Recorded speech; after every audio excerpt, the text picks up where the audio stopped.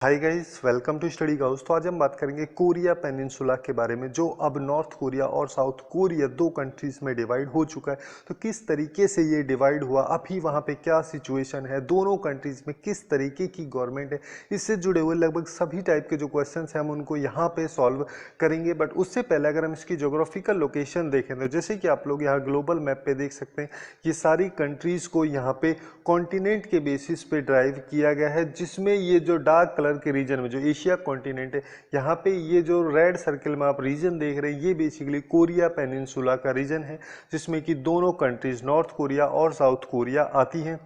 जिसके एक साइड में सी ऑफ जापान, दूसरी साइड में येलो सी, और नीचे यहाँ पे ईस्ट चाइना सी लोकेटेड है। और अगर हम इसकी कंट्रीज़ की बात करें तो इसके जस्ट ऊपर में चाइना है, और जो लाइट ग्रीन कलर में आप कंट्री देख रहे हैं ये बेसिकली रसिया है, और इसके दूसरी साइड में जापान लोकेटेड है। अभी यहाँ पे इन दोनों कंट्रीज़ की अगर हम बात करें, जैसे कि नॉर्थ कोरिया जो है वहाँ पे एक सिंगल पार्टी का स्टेट है या फिर सिंगल पार्टी का सिस्टम है, जिसका मतलब यहाँ पे एक सिंगल पार्टी के द्वारा पूरी कंट्री को गवर्न हमेशा किया जाता है, जो कि ज़्यादातर डिक्टेटरशिप में होता है। जिसका मतलब यहाँ पे ये हो गया, जैसे वहाँ के जो लोग हैं उन सबको फ्रीडम ऑफ स्पीच वगैरह कुछ नहीं दिया जाता है, ना फ्रीडम ऑफ प्रेस होता है। और एग्जाम्पल के तौर पे हम ये भी देख सकते हैं, जो वहाँ के कॉमन पीपल हैं,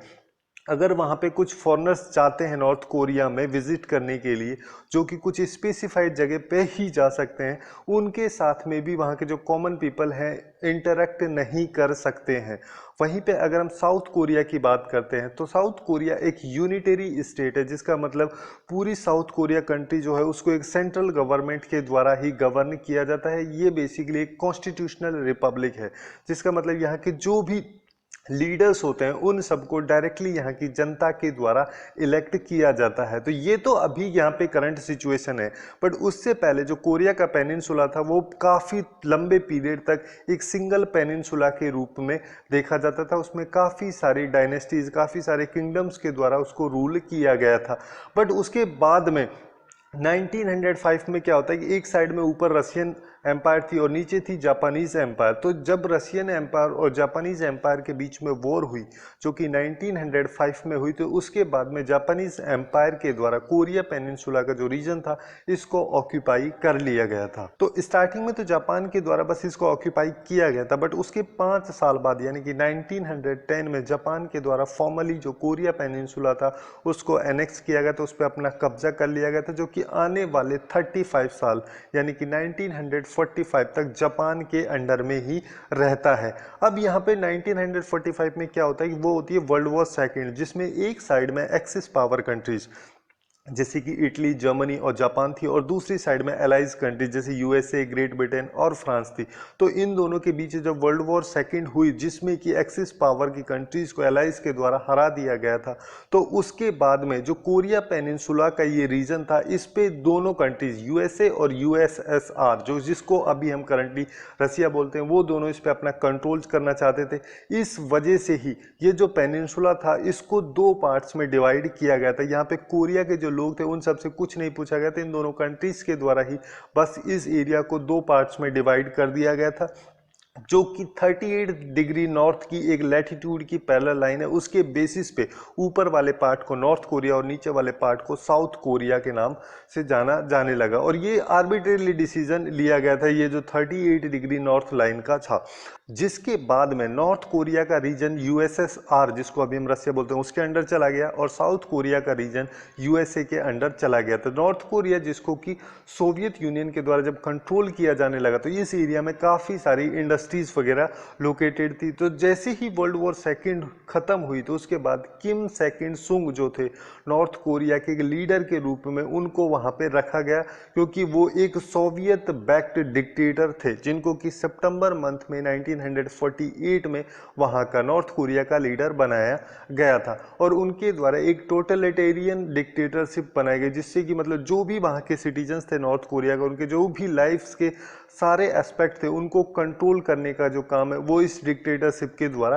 किया जाता है। वहीं पे अगर हम साउथ कोरिया की बात करें, जिसको कि यूएसए के द्वारा एडमिनिस्टर किया जाने लगा, जहाँ पे ज़्यादातर जो रिसोर्सेज है वो एग्रीकल्चर फील्ड से आते हैं, तो यूएसए के द्वारा यहाँ पे सिंगमैन री, जो कि एक एंटी कम्युनिस्ट लीडर थे, उनको सपोर्ट किया गया था, जो बेसिकली 1948 में साउथ कोरिया के फर्स्ट प्रेसिडेंट बनते हैं। और इसके कुछ साल बाद ही यानी कि 1950 में जब जून के मंथ में जो कोल्ड वॉर की सिचुएशन यूएस और यूएसएसआर के बीच में बढ़ने लगी तो नॉर्थ कोरिया के द्वारा साउथ कोरिया पे इन्वेड किया गया था। वैसे तो स्टार्टिंग में अगर हम देखें जब शुरू में इन्वेड नॉर्थ कोरिया के द्वारा किया गया था तो नॉर्थ कोरिया के ट्रूप्स के द्वारा काफ़ी सारा यहाँ पे चीज़ें या तहस नहस की गई थी साउथ कोरिया में, बट लास्ट में साउथ कोरिया को यूएस और जो यूनाइटेड नेशंस के ट्रूप थे उन सब की काफ़ी ज़्यादा हेल्प मिली, जिससे कि नॉर्थ कोरिया के ट्रूप्स को वापस से नॉर्थ कोरिया में धकेल दिया गया था और इसको ही कोरियन वॉर के नाम से जाना जाता है। अब 1950 में तो ये सिचुएशन हुई,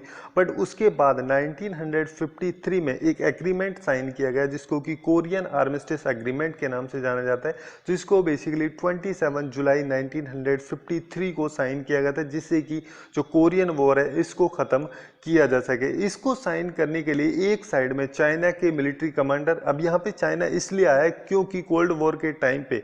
चाइना जो था वो यूएसएसआर का अलाई था और नॉर्थ कोरिया के द्वारा इस एग्रीमेंट को एक साइड से साइन किया गया और दूसरी साइड से यहाँ पे थी यूएसए के द्वारा जो लैड की गई यूनाइटेड नेशंस की कमांड थी उसके द्वारा एक इंटरनेशनल कम्युनिटी के रूप में साइन किया गया था। और इस एग्रीमेंट के बाद ही एक जोन भी बनाया गया इन दोनों कंट्रीज के बीच में। बेसिकली जो बॉर्डर लाइन है जो अभी हम करंटली इन दोनों कंट्रीज की बॉर्डर लाइन देखते हैं वो इस एग्रीमेंट के थ्रू ड्रॉ हुई थी और उसके साथ साथ एक जोन जिसको कि डीमिलिटराइज जोन बोलते हैं उसको भी इस्टेब्लिश किया गया था। अब ये जो डीमिलिटराइज जोन है जैसे कि आप लोग यहाँ पे देख रहे हैं डैसेस के लाइन में जो जोन है इसको डीमिलिटराइज जोन बोला जाता है, जो कि नॉर्थ कोरिया की कैपिटल पगोंग से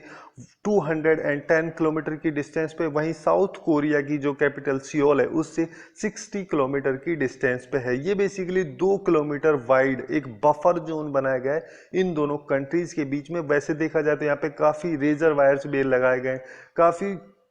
दोनों कंट्रीज के द्वारा बेसिकली काफ़ी सारे आर्मेंट्स वगैरह जो है हथियार वगैरह ट्रूप्स वगैरह जो है दोनों रीजन्स में रखे जाते हैं। बट इस एग्रीमेंट को साउथ कोरिया के द्वारा साइन नहीं किया गया था क्योंकि उसके द्वारा ये जो बॉर्डर लाइन ड्रॉ की गई थी इसको एक्सेप्ट नहीं किया गया था। इस वजह से इन दोनों कंट्रीज के बीच में जो अभी बॉर्डर डिस्प्यूट चलता रहता है वो इस रीजन को लेके ही चलता रहता है। तो यही थी कुछ इंपॉर्टेंट इन्फॉर्मेशन नॉर्थ और साउथ कोरिया के बारे में, किस तरीके से जो यूनिफाइड कोरिया था वो 2 कंट्रीज में डिवाइड हुआ और उससे जुड़े हुए कई सारे क्वेश्चंस को हमने यहाँ पे आंसर किया। सो आज के लिए बस इतना ही। Hopefully you guys find it useful, and if you find it useful then do like, share and subscribe to Study Couch. Thanks for watching and have a good day.